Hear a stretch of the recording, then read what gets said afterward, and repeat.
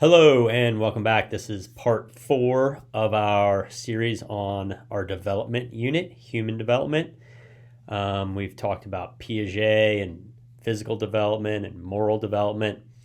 In this series, we're going to talk about adolescence, a guy named Erik Erikson, and he had several stages. And then we're going to talk about adulthood.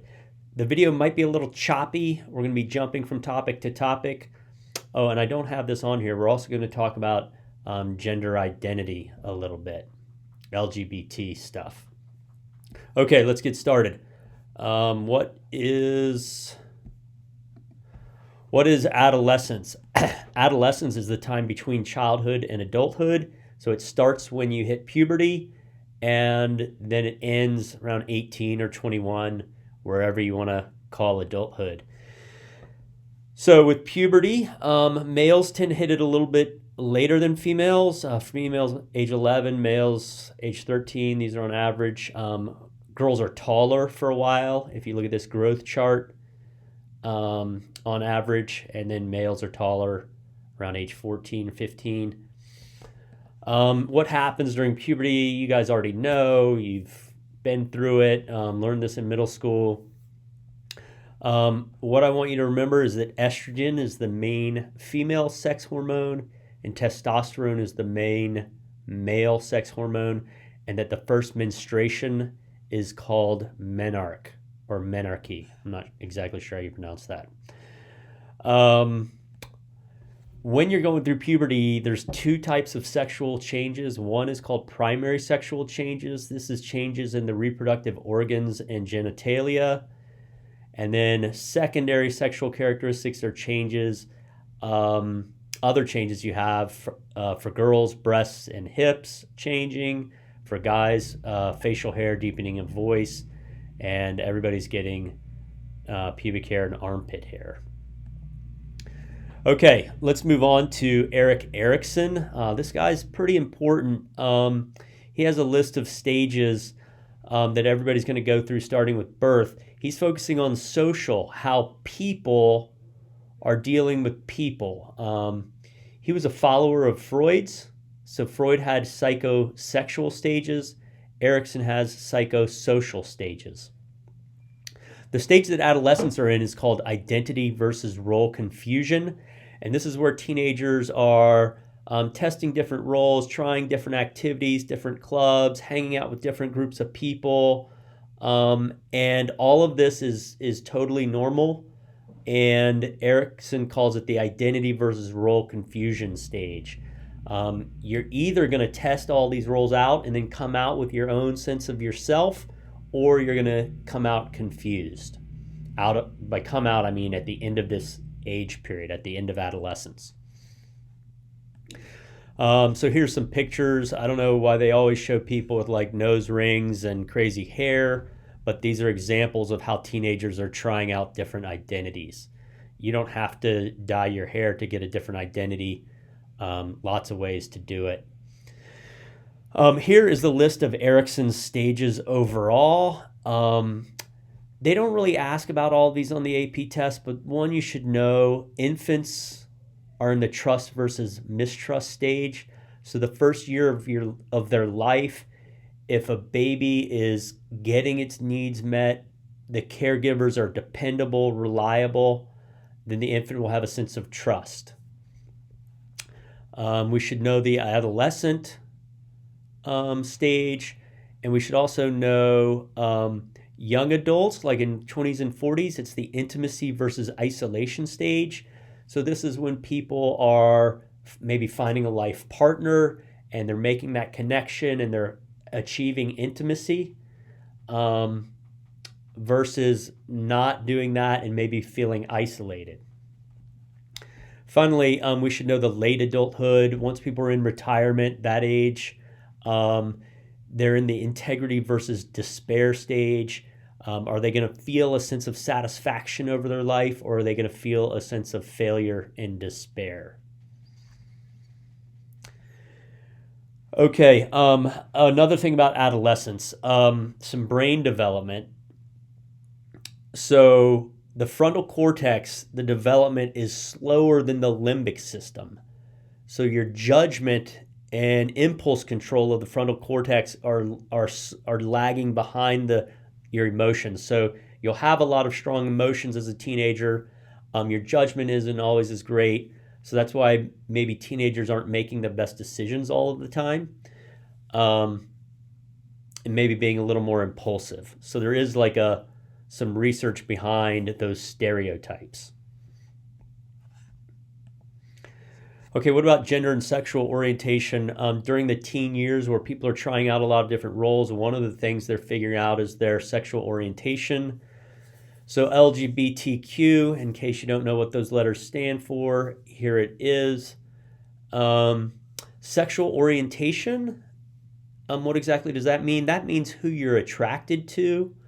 So I'm oriented towards this type of person. I'm oriented towards that type of person. That's your sexual orientation. What about LGBT in research that's been done? This shows you how many people in America. This is an American research. So you can see this age category in this line by the breakdown by age.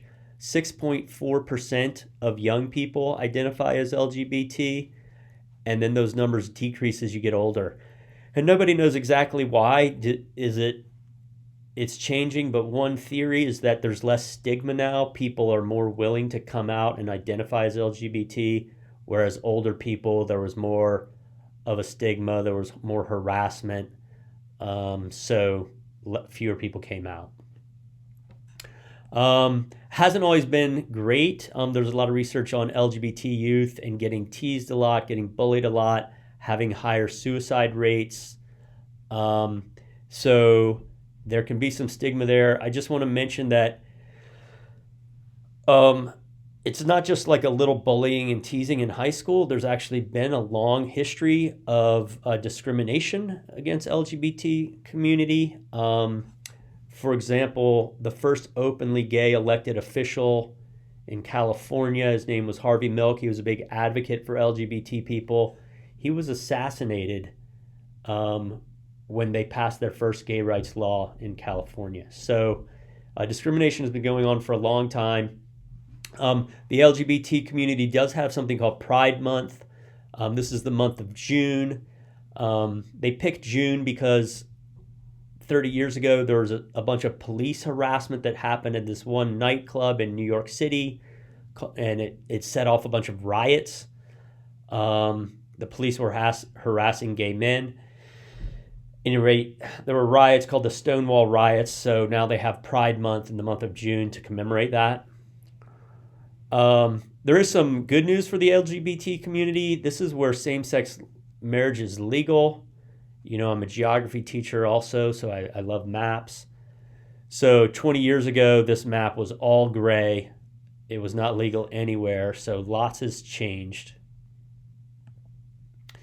Okay, back to adulthood and aging. Let's look at some physical changes and cognitive changes that happen during adulthood.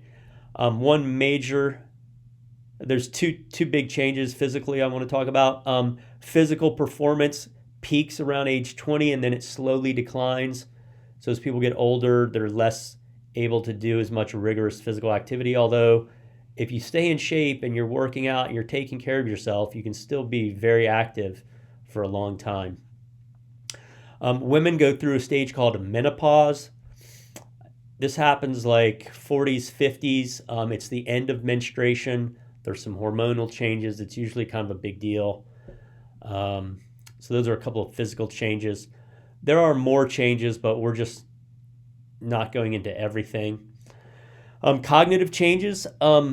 So in our intelligence unit, we learned about crystallized intelligence and fluid intelligence. As people age, crystallized intelligence continues to grow, but fluid intelligence, your ability to reason and logic and solve problems and be creative, that kind of slows with age. There are some age-related illnesses we should know. Alzheimer's disease is a memory loss. Plaque in the nervous system in the brain causes progressive memory loss, so it just gets worse and worse. It also causes physical changes. eventually leads to death. Not everybody gets Alzheimer's. Not all types of memory loss are Alzheimer's. It's a very specific type, and you'd have to test for it, and doctors have specific types of memory tests that can figure out if it's Alzheimer's or just normal age-related memory loss. Another age-related illness is dementia. This is the deterioration of the frontal lobe functioning, causes changes in thinking, memory, and behavior. Can look a little like Alzheimer's, but it's actually, there are some differences. Doctors can figure it out. So just because someone's losing their memory doesn't mean that it's Alzheimer's or dementia. It could be either one, or it could just be normal age-related memory loss.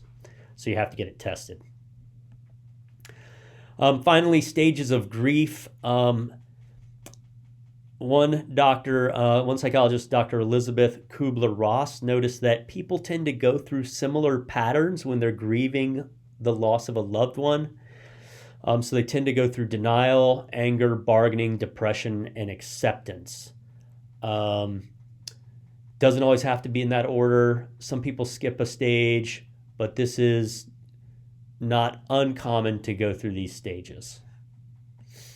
All right, that's the end of the screencast part 4. If you have any questions, as always, see me in class.